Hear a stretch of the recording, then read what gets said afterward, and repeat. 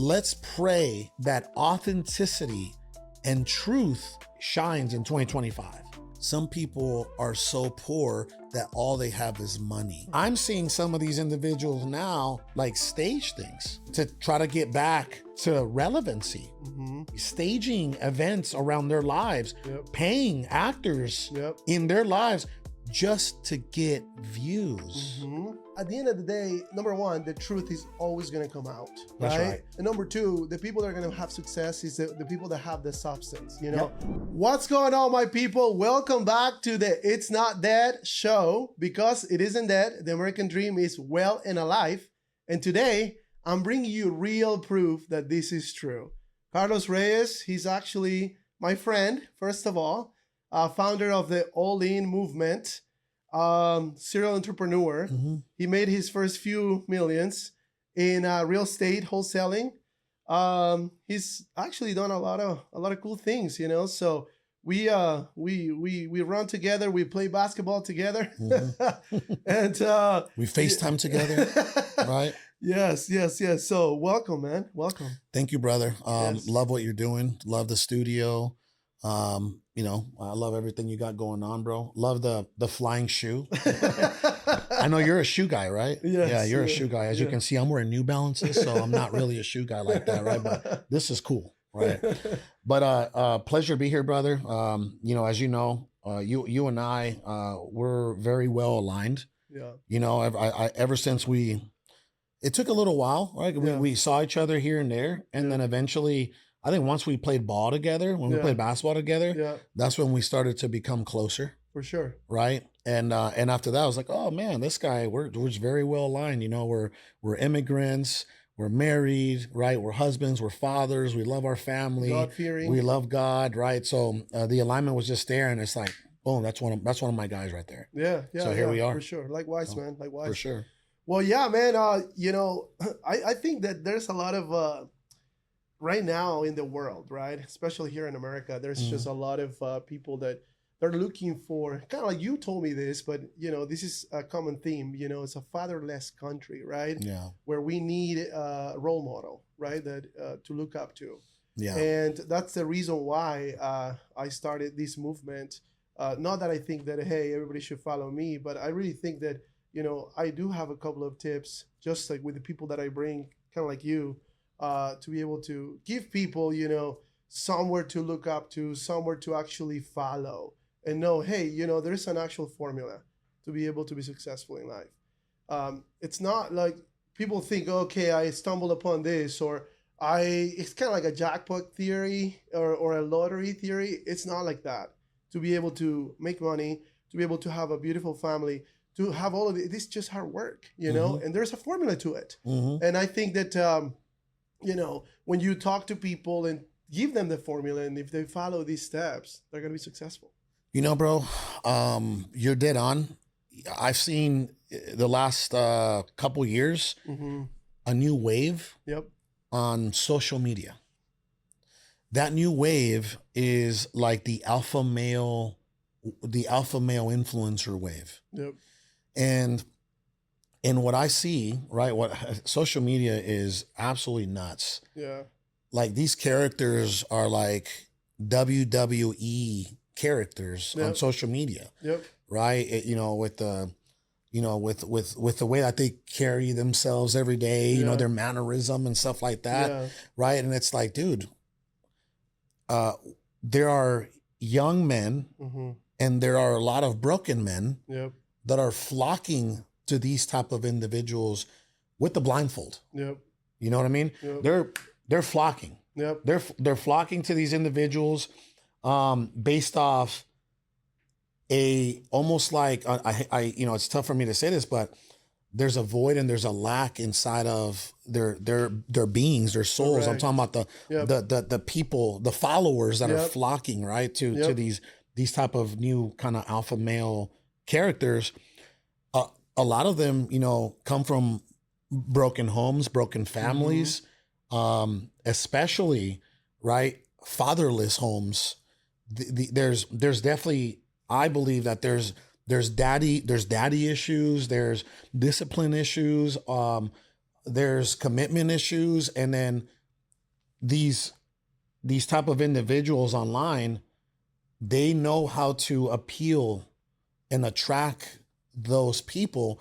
And what I've begun to notice over the past, 24 months is there are a lot of broken men on social media, and we're flocking blindly to the loudest dude online without vetting, without knowing their history, without knowing what's really going on behind the curtain. How do you treat your wife? Because on social media, you treat your wife, right? Or your girlfriend or whatever you portray on social, right? And correct. What kind of father are you? Yep. Because on social media, you're the best father in the world. What kind of leader are you behind closed doors? Because on social media, you are the epitome of a leader, right? Yeah. So we're beginning to see a lot of that. And I say all that to say this: people like yourself you're early in your, you're not early in, first of all, you have way more business acumen than most of these guys. You're grounded, you're aligned. I just saw your wife on the way out, gave her a hug right on the way out. You're way more aligned than a lot of these individuals out there. So what I'm saying is, starting this show and, doing what you're doing now, let's pray that authenticity and truth, right? I would say shines in 2025. Let's pray that authenticity and truth, living in our truth and living in the truth, right? Let's pray that in 2025, it's the year that everything is out there and everything comes to light. You know what I mean? Yeah. And what happens with these people, like you said, it's almost like a character, right? It's like it's a show that they're putting out there. Oh yeah, you know what I mean? It's a great show. Like you said, WWE kind of show. Yeah. They're ripped, they're jacked, but at the end of the day, there's no substance. That's kind of what you were saying. And if you have no substance, eventually it's a house of cards is gonna fall. But you don't want to follow that, right? The thing is also, like, it's kind of like a question. It's like, it's hard though, to play devil's advocate. Like if I'm in social media and I'm a little broken, kind of like you said, we're all broken, right? But some are more broken than others, right? So how do they even know, right, to vet this guy? How do they even know what's happening? Yeah, what's happening behind the curtain, right? What's happening behind closed doors? But at the end of the day, it's like the Bible says, you're going to know them by their fruits, That's right. And eventually you're going to know what's going on. Yeah. And some of them, you just, Google them and you're going to see what happened before. They can open a business on their own name because of X, Y, and Z. And they have the wife having to opening it or whatever, right? Yeah. So, but with that, like, just speaking about substance, man, I can tell you, bro, that I can see it, in you. It's like you have so much substance, bro. And that's the part. Yeah, like I remember it was our second conversation. I told you, hey man, you are brick and mortar because I go and see that you're making money in a business.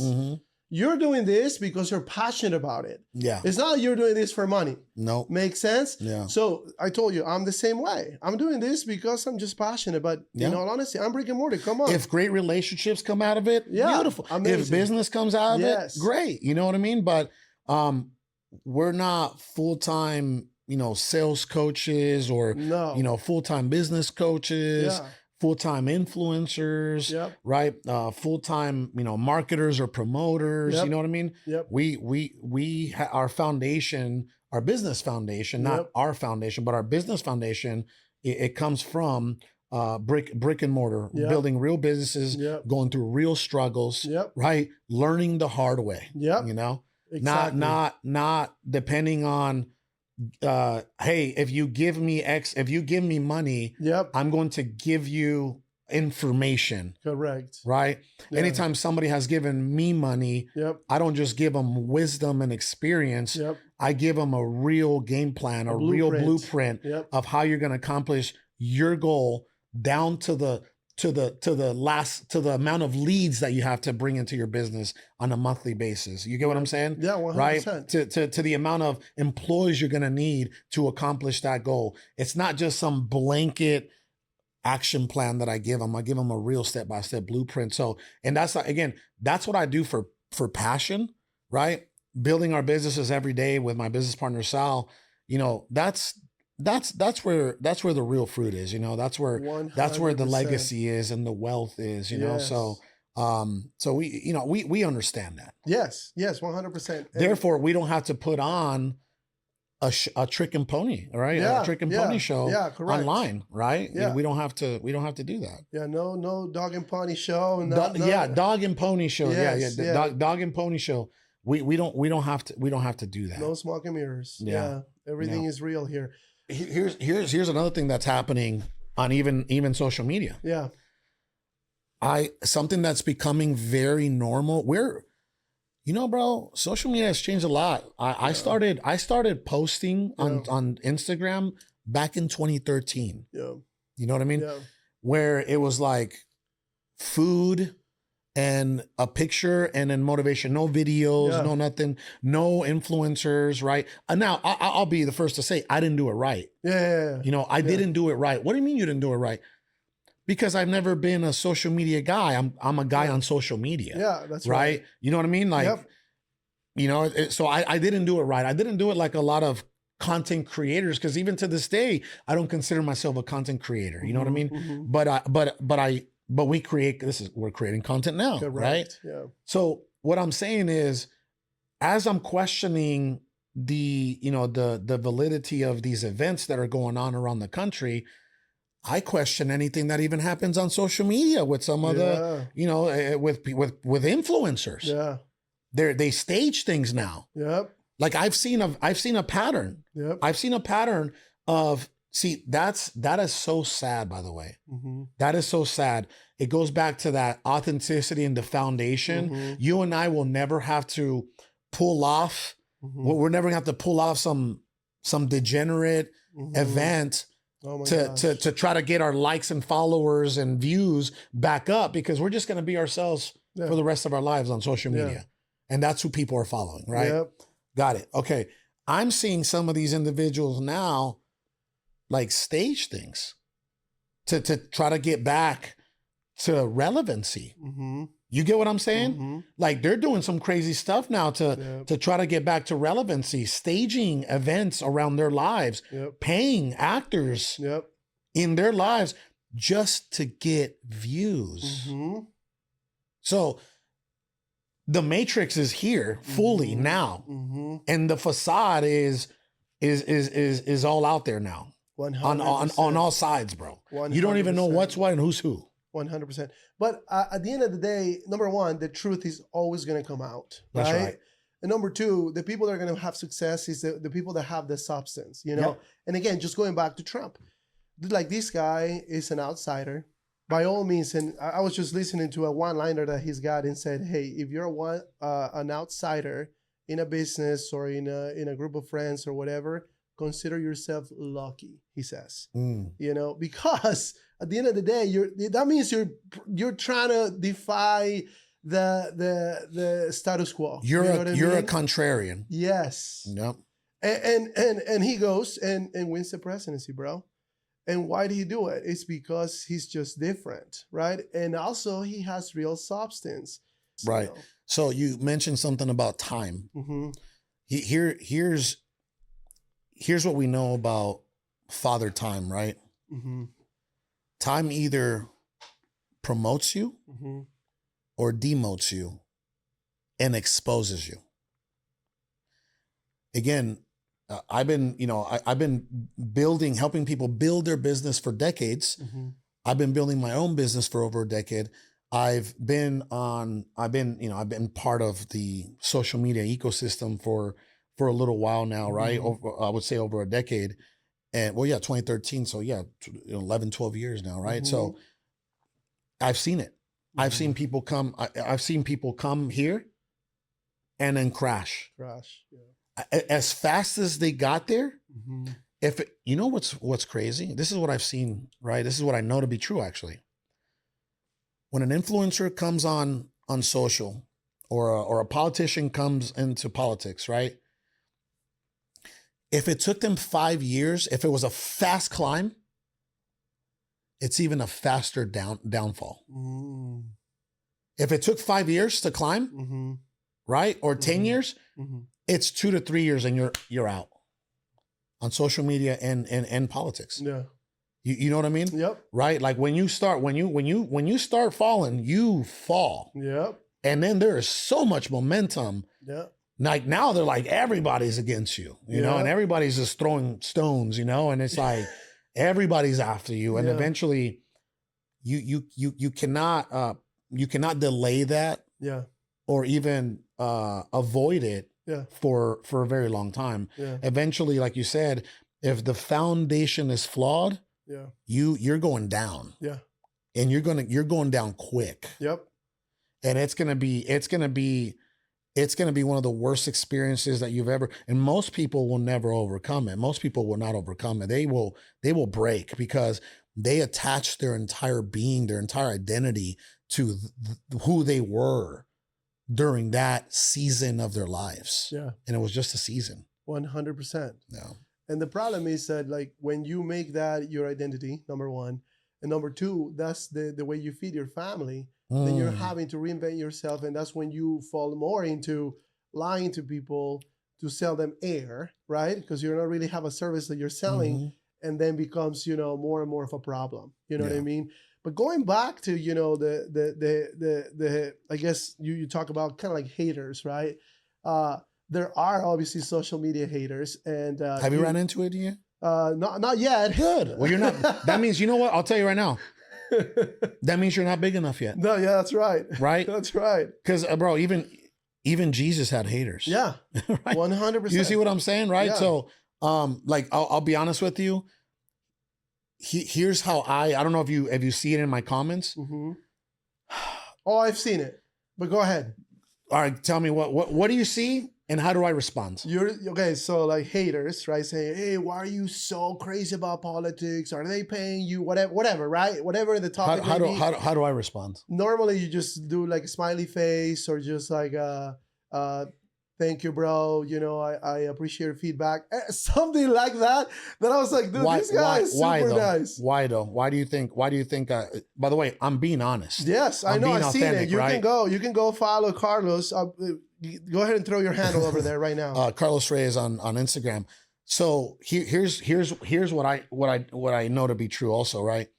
When you raise your level of consciousness and you truly detach yourself from people, from things, from material gains, from outcomes, right? You almost live in a place of like neutrality. Yeah. And then you definitely live in a place where you're operating with a lot of peace of mind, right? So anytime that a hater comes your way and you react instantly based off emotion, it's not going to be a good interaction. No. Right? Now, if a hater comes your way and you see it for what it is and they disagree with you, right? I'll tell you what, first of all, I just want to show some love to the people that, if I do have any haters out there, like I want to show you love. Okay. I want to show you guys love because you know what? You guys come at me for the most part, not even in a disrespectful way. Yeah. You guys come at me from a place of intellect. Yeah. Which I'm very grateful for that. Yeah. Right. You don't come at me with like, F you, F that. Like I'm grateful for like, I have some very educated haters, you know what I'm saying? Right. Yeah, sure. And then we'll go in, right. And I'm not even going to call someone who disagrees with me a hater, but that's what the stereotype is on social media. Correct. Right? Correct. Yeah. But so what I'm saying is I don't attach my emotions to social media. Yeah. And I don't attach my emotions to the feedback or, because I stopped seeking external validation and acceptance. Right. I stopped seeking that years ago. So therefore the good, the bad, and the ugly that comes from it, it's not going to have an emotional trigger in my life. You know what I mean? So that's how I deal with it. I deal with it from a place of love and peace, honestly. And also from a place of empathy, because guess what? Forgive them, Father, for they do not know what they do, right? Yeah. Most people don't know what they do. That's Most true. People don't know what they're talking about. Right? Mm-hmm.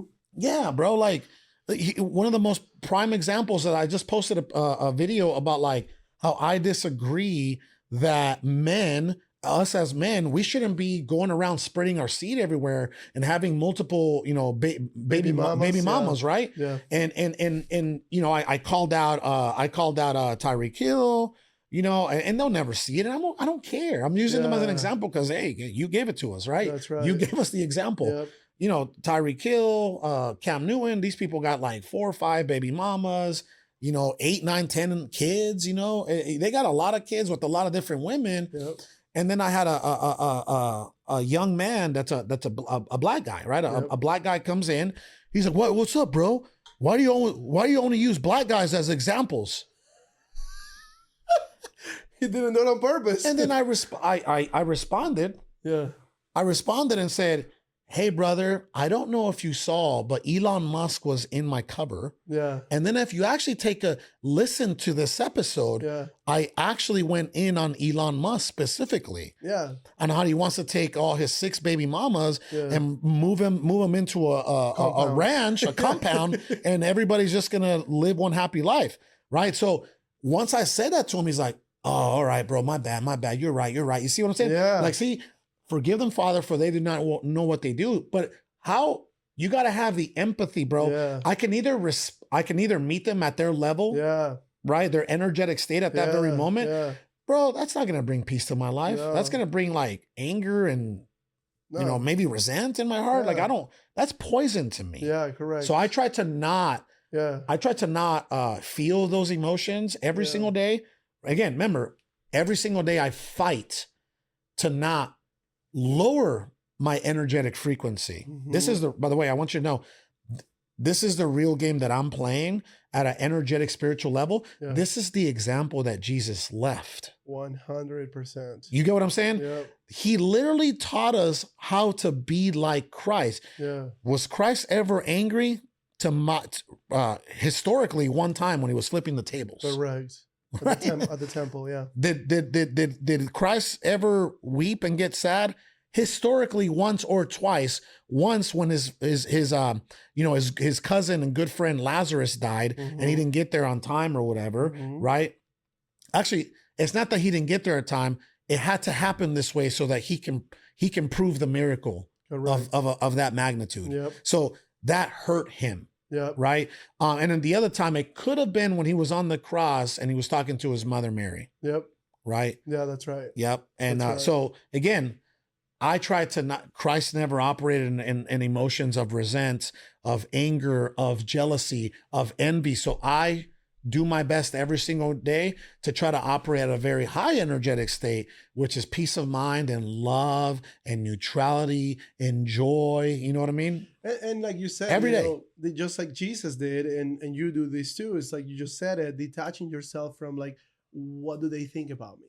What I tell my kids every day, it's like, hey, remember, clavijos don't get embarrassed. Why we don't get embarrassed is because we don't care about what people think. Of you, that is the truth. Yeah. And I'm teaching that to my kids, and I'm teaching that to myself too, because, once you get into the social media side of things, like you said, I don't have those people that are, quote unquote haters yet. But when I do, it might be a little bit, I don't know how that's going to feel. You know what I mean? That first hater that is going to be, going against you somehow, some way, right? But watch this. Here's a simple exercise that you can do with your children to teach them to not care about what other people think. Ready? Go for it. When my daughters come to me, and they I'm sure they come to you, right? Your daughters come to you. Yep. Daddy, what do you think of this? Yep. What do you think? How do you think I respond to that? What's the first thing I say? What I would do is say, hey, what do you think of it? Boom. Yeah. Right. Yep. The first thing I say is, before I give them well, baby, what do you think of this? Yep. I turn it around on them and say, well, what do you think of this? Yeah. Oh, I like it. I like it. I said, baby, that's all that matters. But if you want my feedback, I think it's beautiful. I think you did a great job. Yep. So I do that every single time with my kids, bro. And I've been doing that for a while. And that is something, in my opinion, that has been very, very helpful to their development. because now they don't care too much about your validation, even though they need it as they grow up. That's right. They care about what they think of themselves first. Man, That 100%. bro, Dude, I love that. bro. I'm gonna start doing it, brother. I'll tell you what. The car rides that I had, that I've been taking my 12-year-old, my 7th grader to school since she started school. Yeah. Think about the years and years and years of car rides of just daughter and dad. Yep. Think about our conversations. Yep. Think about, the music we play. Yep. We're not playing Saweetie. Yeah. We're not playing Meg the Stallion. We're not playing Cardi B, bro. Yep. Right? Yep. We're playing Revolution. Yep. We're playing classical. We're playing worship. Revolution is like a reggae rock. It's uplifting, The Expendables, Revolution, Satsang, Stick Figure, right? Those uplifting bands, you know what I mean, Wholesome. right? Yeah. Wholesome, right? I'm like everything that I do every single day in front of my children, around my children, it's for their development, for their betterment. Yeah. So bro, this is how praise God, that we're doing a good job with our 12-year-old. Yep. I have never asked her to play a sport, Mm-hmm. yet she plays softball and basketball. Wow. I have never asked her to get involved at school. Mm-hmm. She was selected to be part of the National Junior Honor Society. Wow. And she ran for class president in the 7th grade, lost to an 8th grader by just a few points. We think it's rigged. We're coming for you, by the way. I'm just joking. No, it's not rigged. Those voting machines, they're owned by the other. No. But she slightly lost. I never asked her to run for class president. Yeah. I never asked her to run for student government. No. That is just I would say the ripple effects of what we're doing inside of the house and what we're doing on our car rides. Yeah. That's it, bro. There's one thing that her and I promise you, right? Because I know I am now conscious enough to know when I'm creating a memory. Yep. Right? Yep. When I'm creating a memory, I'm at that level. Praise God. I'm at that point in my life where I'm creating a memory. I know right there that I'm creating a memory. Right. And I might even be so grateful during that moment that I might even begin to have tears of gratitude. Yeah. It's at that point right now. Big time. Yeah. Big time. I love it, dude. Yeah. Thank you for sharing that with us. For sure. So just going back to the haters, okay? You do have some, and some of them How do you, bro? What are you seeing that I'm not, bro? Where are they at? Give me some names. Give me some names, bro. So just from what I see in social media, Okay, I'm like, bro, do you know someone I don't? And even the media, right? Let's take them to dinner, bro. Just when you become, or not you become, but like you're passionate about politics, right? Mm-hmm. And let's talk about that for a second. I wanted to ask you, bro, like, why are you so freaking passionate about politics? Kind of walk me through that. I have ideas, right? But to our listeners, anybody that's watching this today, why are you so passionate about it? Why am I so passionate about politics? Because I know you don't get paid by the Republicans. You don't get paid by anybody. Have you noticed after the election, what happened to politics? Yeah. On Carlos's page. Yeah, you don't need it. We won. Hold on. We won a battle. Yep. Because the war will never end. It's an ongoing thing. This war has been going on since the beginning of time. It's ongoing. We won one battle. I took the rest of the year to recharge, to re-strategize, right? You may not know this. I want you to go all the way back to 2016, and you'll catch me. You'll catch me fighting for the right side. Yep. Now, here's why I'm very passionate about politics. First of all, there's a correlation that a lot of people are not aware of. Mm-hmm. Business and politics. Mm-hmm. Number one. Here's the other correlation, right? And this comes straight from the book from the biblical book. Mm-hmm. Let me read it to you because I have it. Yep. Right. Watch this. I think that the correlation between business and politics is so.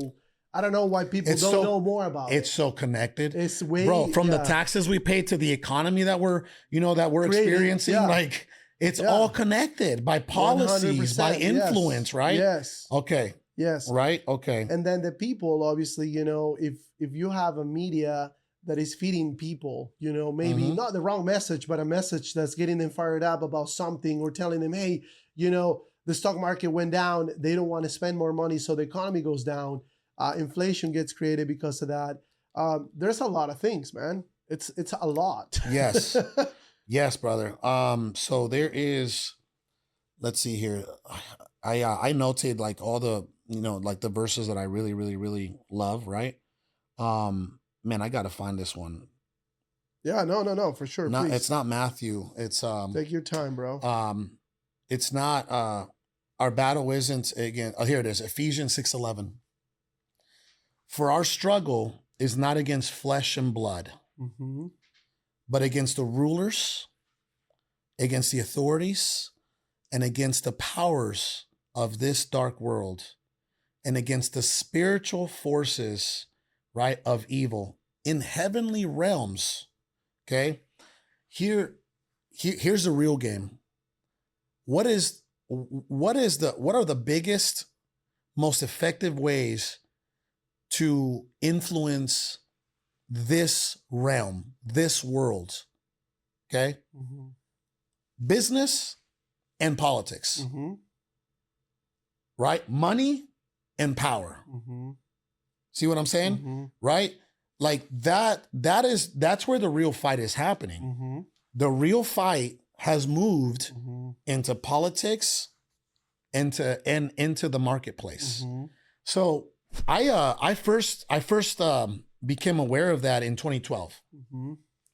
So I had just, you know, I just got my citizenship, and it was I could now vote for the first time, right? I earned my vote. I earned my citizenship in this country. So that's another reason why I'm very passionate about what goes on in this country. Yeah. Right. But here's what happened. I went to watch a movie called Obama's America by Dinesh D'Souza. Okay. And what Dinesh D'Souza brought into like my awareness, when you see the truth and you hear the truth, like your soul just kind of knows it, right? It recognizes the truth. Yep. When I was watching this movie, brother, it freaked me out to the core. Yeah. About agendas. Yep.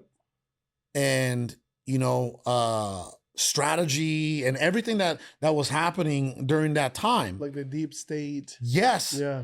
And it was like a playbook of what was happening. And with the exception of Donald Trump winning in 2016, because nobody saw that coming, right? No, nobody. With that exception, everything that dude said in that movie was happening. And that freaked me out when I saw that movie, and it changed my perspective towards politics and towards the people involved in politics for the rest of my life. I want you to watch that movie when you can. I will. It's creepy. I'll watch it. It's creepy. Sure. I'll watch it for sure. You mentioned something about, you know, obviously talking about how it's connected, right? Politics and business and all these things. I actually read something. This is probably my college years, right around, you know, 2011. And it was all talking about how the Rockefellers, okay, they made a lot of money and they didn't want to be involved in politics. But when something that the government created, a policy or whatever, affected their business, that's when they say, hey, hold on a second. We want to be in politics. You know, that's why you see Rockefellers, they're very connected to politics right now. The Rothschilds, the Rockefellers, right? I mean, hello, there's a reason why a lot of these multi-billion and you know, hundreds of $1 million organizations support candidates on both sides. Those PACs, super PACs. You know, like, of course, it's influence and it's network, and you know, it's not what you know, it's who you know, right? Yes, 100%. That's just the way it is, and yes, politics and business are heavily, you know, they're very connected. But here's another reason why we should all be involved to some degree, right? We need to take the blindfold off of ourselves. Yeah. I'll give you an example, right? The television and these mainstream media organizations and channels, they no longer have the effect and the influence and the power that it once did. Because a lot of us are getting our information now where? Yep. Right? Social media. Social media. YouTube, Instagram, TikTok, Facebook. Right? So the last place we get our information now is the mainstream media. Correct. And you saw that change to a level that may have even won an election this past year. Yep. How? Because Trump went and sat down on the biggest podcast in the world, that candidate, right, through, I believe that strategy came from his son, Barron Trump. He went and sat down at Joe Rogan, PBD, right? The Nelk Boys, right? He did them all, the Theo Vaughn. This guy went and sat down on the biggest shows in the world, and hundreds and hundreds and hundreds of millions got to hear this man for 1 to 3 hours at a time. The other candidate did not. The other candidate may have gone to one show. No substance. Something about daddy, who's your daddy or something, right? Got 1 million views. Hello, Trump on Rogan had like 42 million views in like less than 48 hours. Yes. Yeah. Sorry, you did not evolve. You went heavy and you went all in and you spent $1 billion on the wrong marketing and promotional channels. Yeah. You did. Guess how much it cost Trump to go on those shows? Yep. Zero. Yep. Right? So again, now, very soon, social media and politics will be very connected. And social media and business and business is already connected. These are the things that we just have to understand, that this is what it is. This is the future. It is the future. It's the future. Yeah, it's here. It's already happening. It's here, bro. It's already happening. You know, another thing that I'm gonna commit myself to over the next 10 years that I think you should at some point. It's time for me to start directly, not indirectly anymore, directly pouring back in to Mexican Americans. I don't know if you've seen the transition. Yeah. Where I'm starting to tap back into, you know, my foundation, who I am, where I come from, right? My struggle. You know what I mean? Yeah. My struggles, a lot of Mexican Americans, we share the same struggles. Yep. That's what connects us. Yep. You get what I'm saying? 100%. Right? So what I'm saying is I'm going to commit the next 10 years, and I'm not trying to be a racist or anything, you know, like, no, bro. I mean, I love all people. I love white people, black people, you know, brown people, all kinds of every people, right? It's not about that.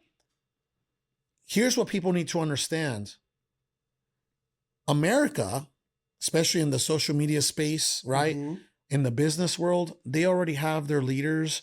They have very well established, I would say, capable leaders. The Tony Robbins, the Grant Cardones, and in the social media world, right? Because there's leadership in various areas. They already have leaders out there. There's a lot. Yep. How many leaders do we have, bro? Not that many. How is Jose, who grew up in a house where more than likely it was a single mom, or it was a family, but it was poverty. Dad did landscaping or construction. Mom did she was a dishwasher, cleaning houses, or she was cleaning houses, or she was cleaning hotel rooms, or she was serving food somewhere. How is that guy going to relate to Tony Robbins? Can't.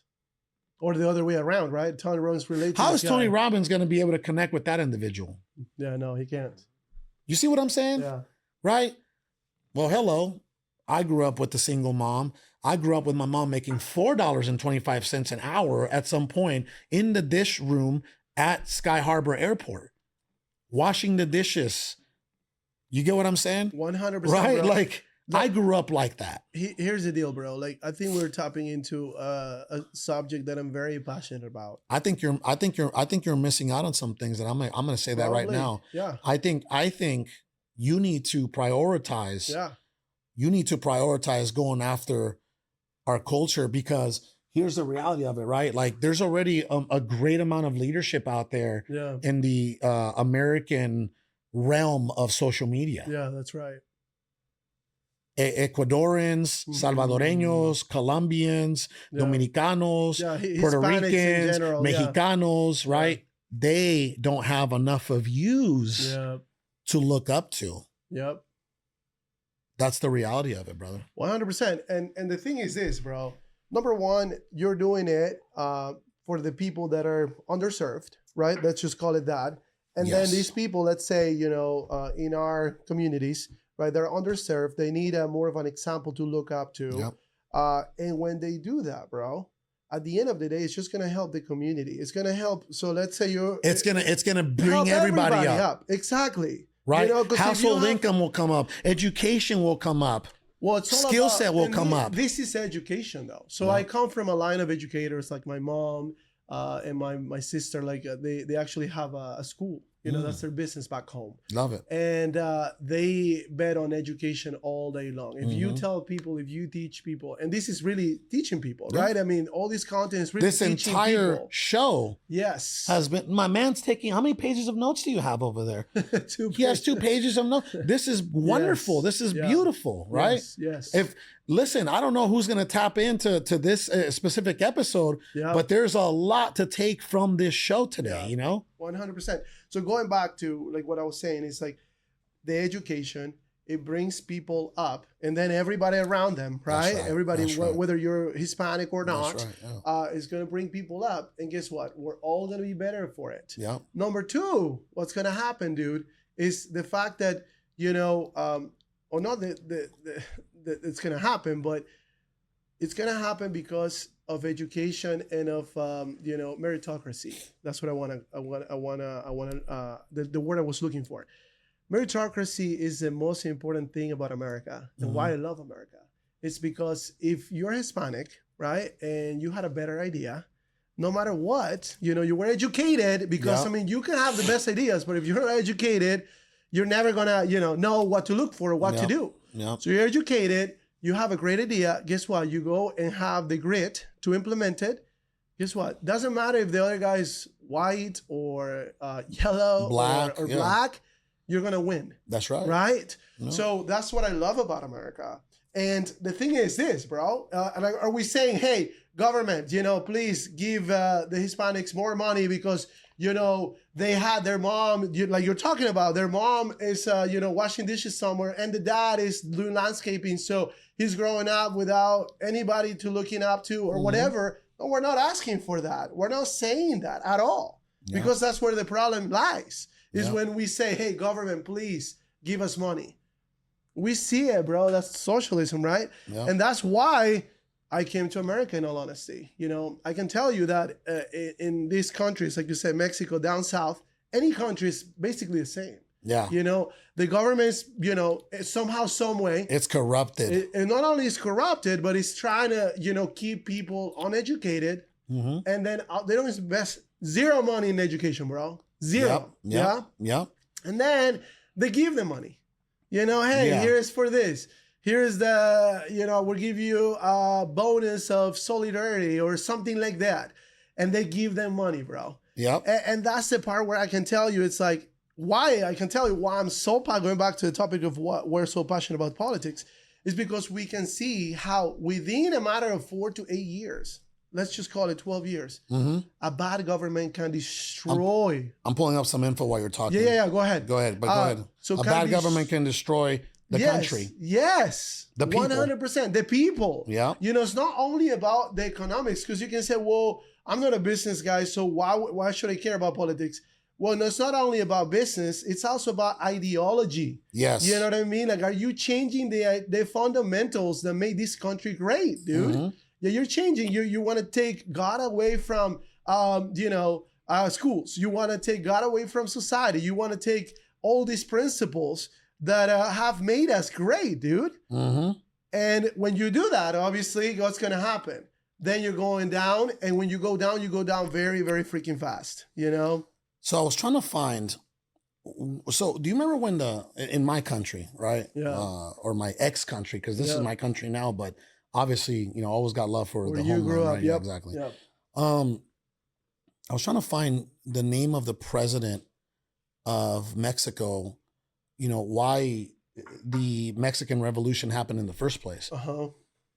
Well, the guy reelected himself by himself to 8 terms. It was like 30 years or something, right? That tells you how, like, historically, how far back corruption goes. Yeah. We're talking the late 1800s, early 1900s, where some dude is the president of a country and he's like, you know what? I kind of like this chair. You know what I'm saying?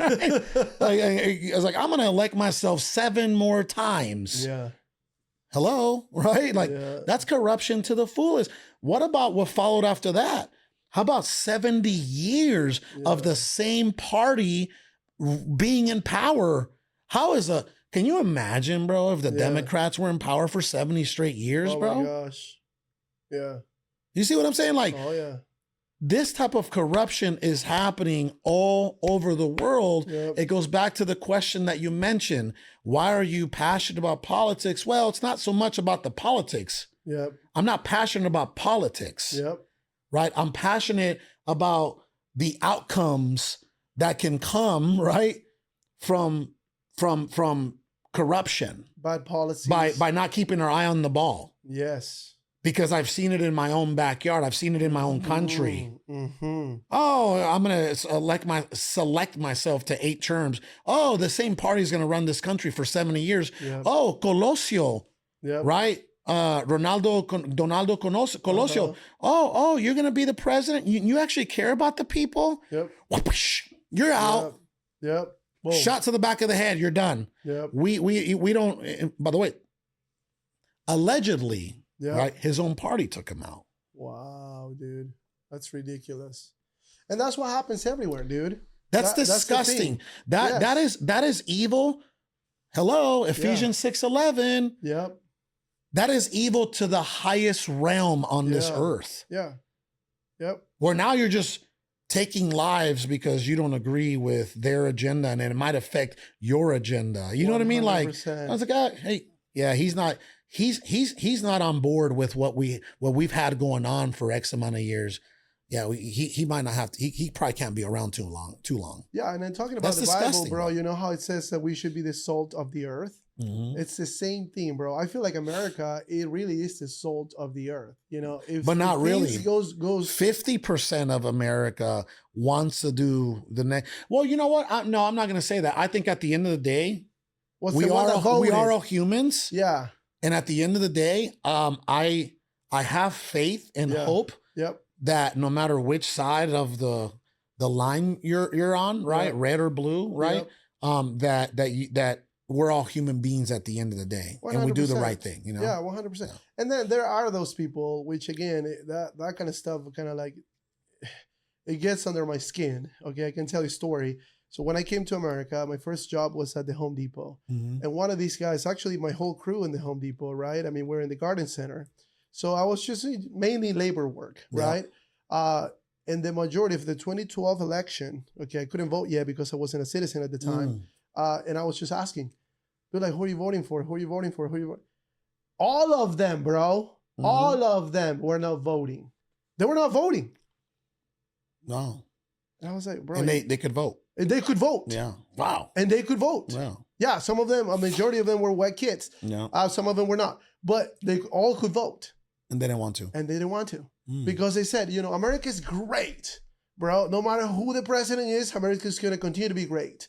That's one of the kids' actually real comments, word for word. And in my head, I was just scratching my head, dude.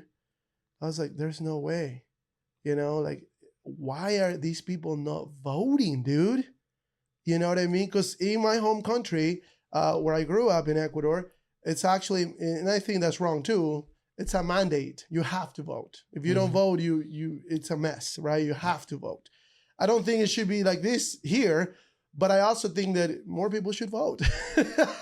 Because more people should educate themselves to vote and then vote. Correct. Yeah. More people should have the education to be able to vote, dude. And to me, just going back to, the passion that you're talking about, it's what happens in another country, right? In America being basically the last man standing, basically. If you think about it, yes. Yes. We are maybe I could be wrong, but we truly might be the last democracy or republic in the world. True democracy, correct. Yeah. Yes. Yeah.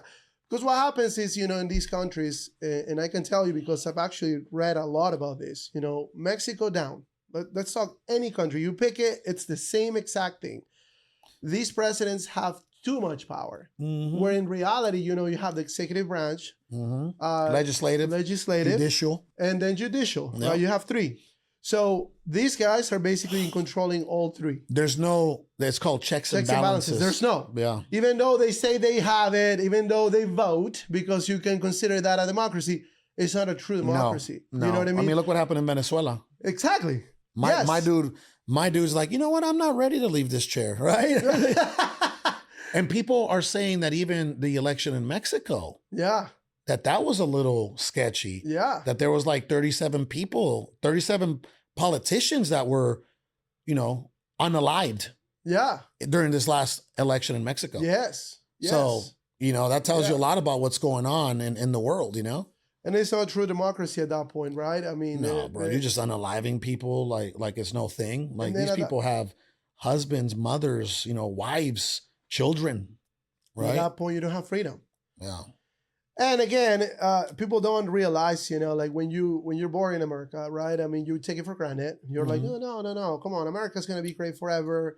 The indoctrination of patriotism, and again, bro, like I'm not American by birth, but I am American by choice. For sure. You know what I mean? Yeah. So with that, all these kids, everybody that was born in America, sometimes, if you're not educated enough, if you don't see what's happening out there, you just take it for granted, Yeah. I think you and I are on the same page. We're like, dude, we don't want you to ruin this country too. Right? Yeah. We don't want this country to be ruined. We come from countries that were ruined. You know what I mean? And it's like, dude, we don't want you to ruin this country too. This is like our last stop here. Where are we moving to if this country gets ruined? Nowhere. Where will our children? Where will our children grow up? Right. Yes. So yeah, we're fighting. That's why we're fighting. We won a recent battle, but the war's never over. 100%. 100%. So just talking about that, right? I mean, our origins, right? I mean, and this is why it came up with this title. It's not dead. It's because nowadays, and we always hear it, it's like, oh yeah, the American dream is dead. You can not afford a home anymore. And in some cases, that's true. College kids actually graduating, thinking that they're going to get this sweet job, whatever. Yeah. They're not getting it. What is the secret to be successful in America? I mean, obviously, we can go into your story, into, coming to America, an immigrant, just like me. And actually running an amazing multiple $1 million, business. But see, as I've gotten older, right, and I've made more money. Yeah. I don't think of success anymore as just a financial outcome. Correct. I think most social media want you to believe that. Correct. That success is entirely tied down to what your financial status is. Yeah. I'll give you an example, right? My father-in-law, my wife's father, he's a great husband. He's a great father. He's a great father-in-law. Okay. And he's a great grandfather. He is loved deeply and dearly by his family. Would you consider that success? 100%, yeah. He's a successful man, right? Yeah. There's an old saying out there that says, some people are so poor that all they have is money. You ever heard of that saying? I've heard it. Some people are so poor that all they have is money. So here's what I'm saying. Financial success. Why is it important? Well, it's important because you can provide yourself and your loved ones a better life. Yep. As far as like, not a better life, because at the end of the day, it all comes down to connection. Yeah. Like, how connected are you to your family? Yep. How much do you guys love each other? And like man, that's priceless, right? There's Correct. nothing you can do to buy that now. But what about if you want to go on a trip to New York, or on a Yep. trip to Hawaii, or on a trip to Italy, right? Yeah, you're gonna need some money for that. Yep. Okay, so yes, the more money you make, the more problems you can solve for not only yourself and your family, but even for others, right? So yes, financial success is important to a degree, but your health is more important than your financial success. Yep. Right? The connection to your family is more important than your financial success, because what if you become this like mega millionaire and then you end up like Steve Jobs? Yep. You know, you get pancreatic cancer and you built this beautiful legacy around Apple, but maybe your only daughter doesn't even want to come to your deathbed. Well, same thing with Elon. You know, he's not dead, or he doesn't have a crazy sickness or sickness. But again, you know, you look at the guy. How much time does he really spend with his kids, right? And I understand, man, when you're like changing the world, right? And right, you're changing the world. It really is changing the world. You want to get us to Mars. Yeah. You got to get it. You want to get us to Mars. Some things are going to suffer. Yeah. Yeah. Right. Yeah. And it's going to start with your wife, your children. Those are the first people that are going to suffer. Well, and again, not a life I would live. Definitely not. Same. You know, because I mean, for me, my family's everything. You know, and you're right, dude. But okay, so you're defining success as more than just money. Okay, so let's talk about all of that. What went into, you know, like you understanding. So let me ask you this. So did you grow up with a dad? No. Okay. So how did you find in yourself, because you didn't have that example, to be a good dad? So here's because you're a great dad. Thank you, brother. I follow you on social media. Yeah. I mean, I'm not a great dad. I just love my daughters a lot. Yeah. You know. Yeah. You don't even, you don't have to even know how to be a dad, as long as you love your babies. You know, and I love those girls. But so here's what I learned, and you know, I learned how to be. I learned success from a person that never achieved financial success. My mother. Right? I call it 6 steps. 6 steps. My 6 steps to success formula. Right? So you can write them down. Write these down, Z. Right. Number 1 is vision. Okay. Well, I learned from my mother that you got to have a vision for something you want in your life, something that's going to improve your life and the life around you, right?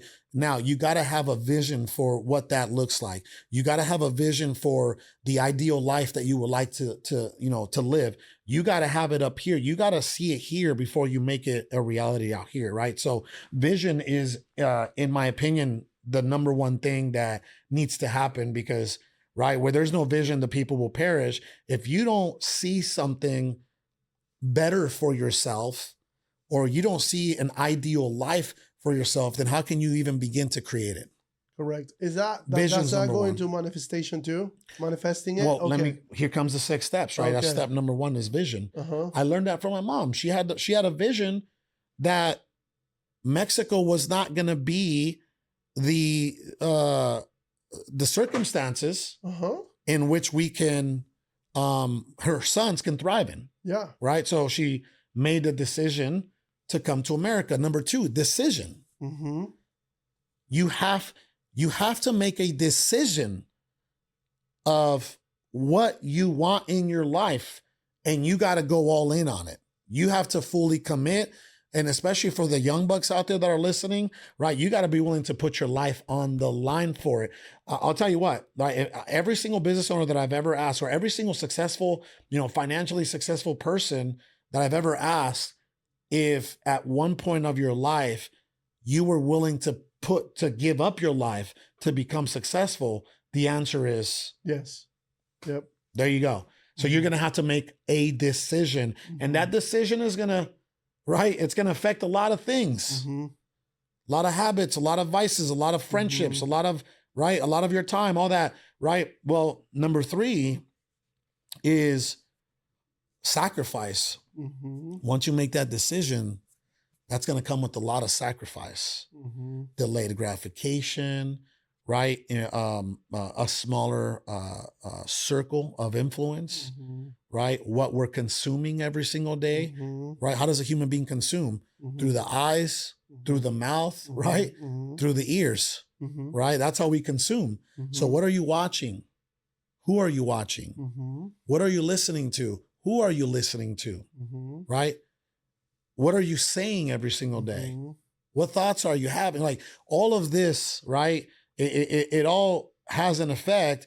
So therefore, you're going to have to make some sacrifices to not be around people that are not aligned with your core values, your principles, and your goals. Okay. So there it is, sacrifice. Number 4, work ethic. I've never met a successful human being that did not work their butts off, at least in the first 3, 5, 10 years, maybe even 20 years in some cases, right? But you're going to have some work ethic. There is no substitution for work ethic. Okay. So let's run through them. Vision, decision, sacrifice, work ethic, commitment. Commitment, number 5. Whether it snows or rains, right? Whether you feel like it or don't feel like it, right? You're going to have to be fully committed to what you're trying to do with your life. 100%. Truly committed. Truly committed. It's not how you feel today, right? It's not how you feel today. It's what your ideal targets are, right? And your ideal target and your ideal goals and what that ideal life looks like, it doesn't give 2 cents about how you feel today. Correct. Right. And the last step, step number 6, is perseverance. I say this all the time. Some people quit too soon. Yeah. Most people quit too soon. Right. They don't persevere the challenges that are thrown their way in their lives, in their business, in their relationships, in their partnerships. They don't persevere. They don't persevere. They don't overcome. They don't overcome. And you and I both know, right? If you want to succeed fast, you need to fail faster. 100%. And every time that you fail, you're going to have to persevere and overcome. You know what I mean? So those are the 6 steps that I would give someone out there that's trying to, achieve success in their lives. 100%. And, the thing that I tell everybody is like, hey, man, when they come to my office and we're in the sales space, right? And they come and say, hey, I haven't found success yet. I haven't found anything. I'm going to take a second job or I'm going to quit, right? Like what you're talking about. And perseverance is the most important thing, consistency, perseverance. And I tell them, bro, I say, hey, you're allowed to quit only when you're on top. When you've seen like a few deals, and you're like, you know what, this is not for me, you can quit. But when you're at the bottom, anybody can quit. Yeah. That's the easy thing to do. Everybody does quit. Yeah. Exactly. Yeah. So you're at the bottom right now, you shouldn't quit, man, because you don't know what it is to be on top. Yeah. So once you're on top and you quit, perfect. Totally fine. It's not there's your nothing thing. wrong with failing. Yeah, exactly. I have failed. Like remember earlier I was like, hey, man, I have officially failed at solar twice now. Right? And the first time we were making money, but we closed it because it wasn't one of the top revenue making or generating companies. Yeah. So, sometimes what you say no to, right, is when you say no to one thing, you're saying yes to something else. And what you say no to sometimes is very, very, very important. It takes time, focus, and energy into that, into that company, and it's taken away somewhere else, right? So first time that was the case. The second time, we made money, but it wasn't up to the standards that we're accustomed to at this level or at this point in our lives. Well, the third time you're going to be successful. You know why? Third time's a charm, baby. You know why? I know what you're going to say. Because you're going to do it with me. God willing. That's what I was telling Sal, by the way. I was like, hey, we need to just, next time, anytime that we do any type of collaboration, here's the most important thing. Alignment. Yes. That's it. Yeah. Right? Alignment. That's the most important thing. Do we align as individuals to the core of who we are and what we want to accomplish, right? That's very important. So I can, God willing, I can see us joining in a venture in the future. Yes, 100%, bro. So yeah, man, I mean, I can tell you that for me, just coming into America and looking at all these things that are happening and really aligning, just going with what you're saying, aligning with the people here too. It's like, dude, you gotta understand that what made America what it is today. What made America great, and it's these things, these principles, opportunity as principles, opportunity. Yeah. Yes, 100%. And for me, it's the lack of like you said, corruption, right? At every level, there's no corruption here. You know, there's some corruption, but it's not like in other countries with at every level you get a police officer stopping you and they already want, you know, $20, $40, $50. That's happened to me, you know, in Mexico, it's happened to me, in Ecuador, it's happened to me everywhere south of the border. Yep. So those are the things that I feel like for me, you know, made me so passionate about this specific topic, you know. Yeah. And like you were talking about, you know, it's like we don't want to, like, there's nowhere to go after America. Yeah. Yeah. So anyway, man, just talking about family, okay? Because again, that's another thing that I'm very passionate about, you know, and I know you're very passionate about your wife and your 2 daughters. Beautiful family, by the way. Thank you, brother. Why do you think that's so important in society? You know, to have you know, a wholesome family with wholesome recreations, you know, going to church maybe, not maybe, going to church, you know, having God in your life, and doing these things that are, you know, now are not as popular anymore. So, you know, I'll tell you what, I believe that we're probably the country that is, like, around the world, they say that we're a fatherless nation, right? Because we are a country that that's missing fathers in the home. 1 out of every 4 children are missing a father in the home. Wow. I believe there's over 18 million children that are growing up right now as we speak without a father in the home. Wow. And I believe that, you know, broken homes produce broken human beings. Correct. And if we as a country continue to produce broken human beings, then how are we ever going to be the top of the food chain? You know what I mean? Right? So there's just so much in America that we as human beings every single day need to improve. And we need to set the example every single day, every single day. Because here's the problem with humanity, right? People are so ignorant that they look at color, they look at political preference, they look at social and social and financial status, right? But at the end of the day, we're all one. Like, this country is one. It's one. And if you haven't opened up your eyes around the world, it's a huge competition. China's trying to get there. China's trying to always be better than us. Russia's always trying to be better than us, right? They're like, these countries are always trying to be better than us. You know? So it's like, we're over here fighting among ourselves, you know, like, oh, I don't like the way that, you know, I don't like the way that I don't like your pronouns, right? Like, I don't like your pronouns, you know? But those countries are over there just creating superhumans. And we're over here worried about, you know, trying to get a little boy into the girls' restroom. You see what I'm saying? They don't do that. They're not dealing with that. And they're looking at us with our internal conflicts and they're like, man, we got some room. Like, oh, we got some breathing space. See what I'm saying? So at the end of the day, you know, that's what we need to focus on is we need to focus on a collective on bettering ourselves from, you know, from Florida to LA up to Seattle, you know, down to New Jersey, you know what I mean? New York, right?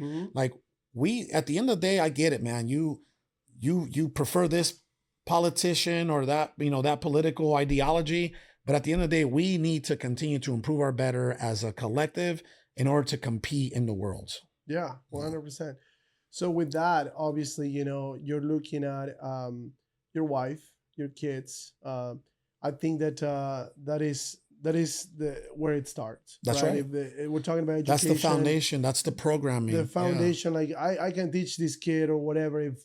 Whatever I want to teach them, if at home they didn't learn that, they're going to think they're going to be lost, right? They're going to be lost.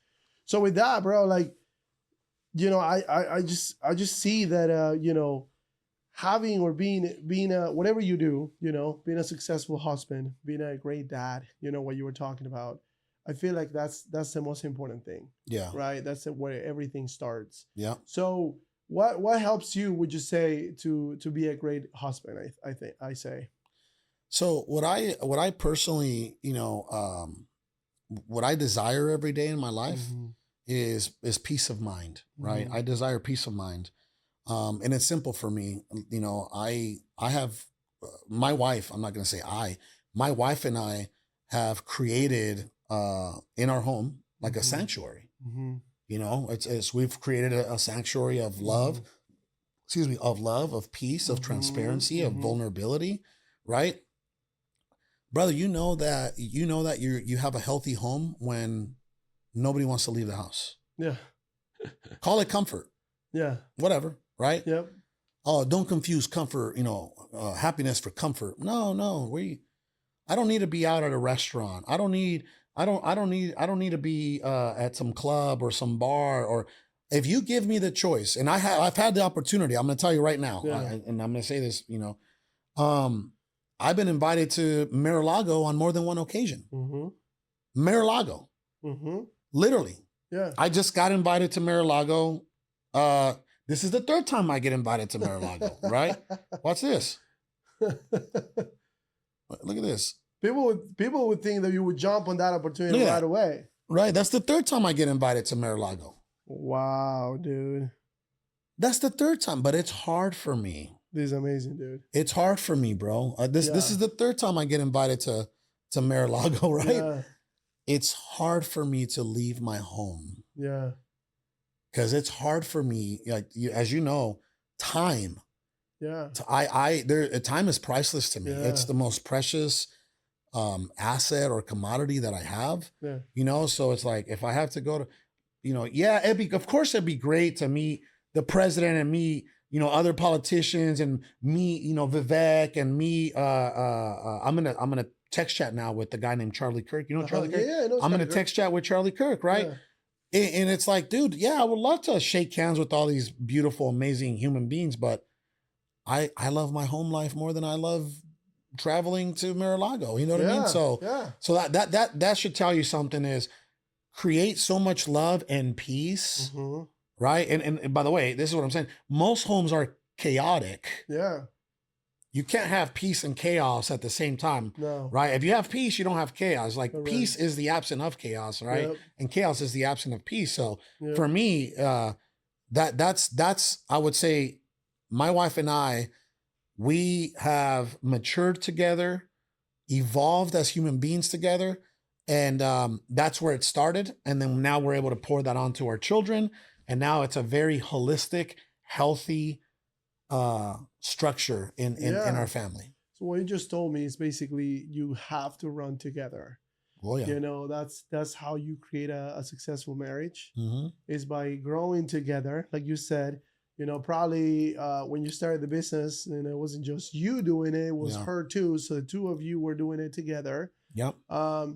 Yeah, I can tell you that. Like the time with my wife that we felt like we grew the most was when we moved out of Arizona. We're actually in Idaho, and we were starting this branch for this other company. Yeah. And there was a lot of struggles, right? Financially, not necessarily financially because the company was taking care of us, but in the sense of I was, you know, out of the house a lot.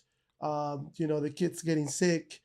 We didn't have anybody to turn to, right? My wife actually was pregnant too. So there was a lot going on, and we had to find our own groove without having to rely on family, dude. Yeah. So I think that's when we grew the most. Yeah. So it's amazing. Yeah. And then obviously, you know, with your kids, they're just a byproduct of your successful marriage, right? I mean, when you and your wife are good, your kids see that, they feel the love, no matter what you do, like they're a part of that environment. And again, they don't want to leave the house. My kids they might be overly confident. Yeah. My kids are overly confident. They're free spirits. Yeah. Because of, you know, how healthy it's been in the home, you know? Yeah. Right? It's a beautiful thing, bro. The best thing the best thing you can do for your children is be happy, healthy adults Yeah. around your children. Yes. That's the best thing you can give them. And, there was a study done by, I believe it was a Harvard professor, Mm-hmm. and it was about marriage Mm-hmm. and even business partnerships, Mm-hmm. right? And the study was what produces or creates a healthy marriage or a healthy Mhm. partnership, right? Mhm. Even in business, because it's a reflection, right? Because technically, when you have a partner in business, you're married to them, Mm-hmm. right? So here's what this professor, I think he studied. This was a study for like a 30-year study, Mm-hmm. okay? And what you thought would have been the answer, oh, it was love. Mm-hmm. Oh, it was loyalty. It was Mhm. trust. Mm-hmm. Oh, it was looks, right? Mhm. No, it was none of those. Over and Mhm. over and over and over and over for 30 years, Mhm. right? It was two people that had the ability to make each other's lives easier. That was the answer of that 30-year study. Wow. Two people that had the ability and that actively made each other's lives easier. Correct. And it makes sense. If you take a look at your marriage Yep. and I take a look at my marriage and my partnership, Yeah. that's exactly what it is. Yeah. It's all Yeah. about serving. How can we serve each other, make each other's Yeah. lives easier? You know what I Yeah. mean? Yep. Oh, you're going to do that? Okay, I got you here, okay? Yeah. Oh, you got me there? Okay, I'm going to get you over here. Yes. Yes. And looking for those opportunities. That's right. Yeah. Yeah. Yep. Big time. So what about conflict? Because talking about business partners, but obviously marriage. When you have conflicts, how do you deal with that? We it's funny, years ago, it's been several years now that we stopped calling conflict or problems or Mhm. conflicts. We actually call them disagreements now, Okay. because that's all they are. Yeah. My wife and I have disagreements Mm-hmm. just like any other marriage, but Mm-hmm. brother, it's like about, the dog being on the couch, or, like, you know what I mean? Like, it's not like, little stupid it's not stuff, like, yeah. whose phone number is this, Yeah. right? It's not like, or why did you disrespect me in front of the kid? It's not like that. Like, our disagreements are exactly that. They're just disagreements. Yeah. And most disagreements happen because there's a break in communication. You have to get on the same page. So we actually have learned to have a very high level of communication in our marriage, Mhm. to the point where if we're disagreeing on something, we will sit down in the living room and try to effectively communicate so that Gotcha. we can understand why we're disagreeing in the first place. Gotcha. So that's it, bro. Again, it's just a matter, like you said, just getting on the same page. Disagreements are always going to happen, man. They're always going to, hey, man, what, you bought another pair of shoes? Man, you got 30 of them in the closet, right? But it doesn't go past that. You know what I mean?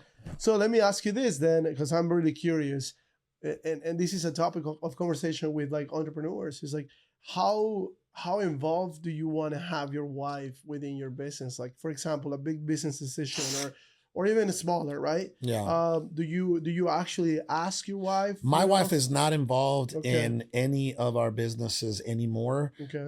Her and I used to have a medical company together, Mm-hmm. and her and I made a decision that she was going to be the CEO of the Reyes household.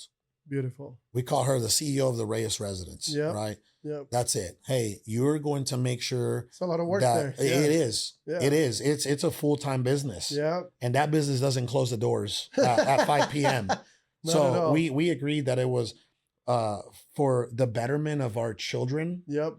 and the betterment of even ourselves, Yep. right? Because there would be times back in the day, back in like when we had our business together, 19, 20, when she was like, actually, no, we had our business together from 2016 to around 2019, right? Okay. This was a medical company her and I started together. Now it's just me and Sal, right? Yep.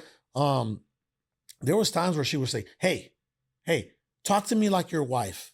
Don't talk to me like your business partner. Yeah. And I'm like, oh, damn.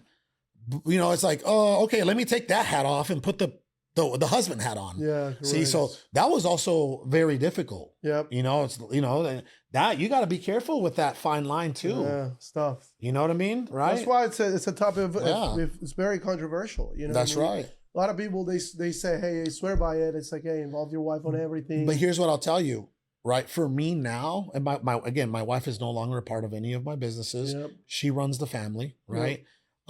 For me now, it's like business, leave business in the business, right? Like I don't take my business to my home. Yeah. Like I have this golden rule. Yep. Right? This golden rule is no business in the house. Yep. So if I'm going to take a phone call, have you ever seen me take a call inside my house when I FaceTime you? No, never. Never. Where am I all the time? I'm in my backyard. Yep. That's right. I don't do business in the house. Yeah. No business in the house. Yeah. I'll tell you what, 97, maybe even 99% of entrepreneurs do not even know how to establish that. They don't respect that. Yeah. They don't. Can you imagine, bro? Yeah. Can you imagine, like, you come into the house and then your 6-year-old daughter is like, Daddy, Dad. And you come in on the phone and you're like, wait.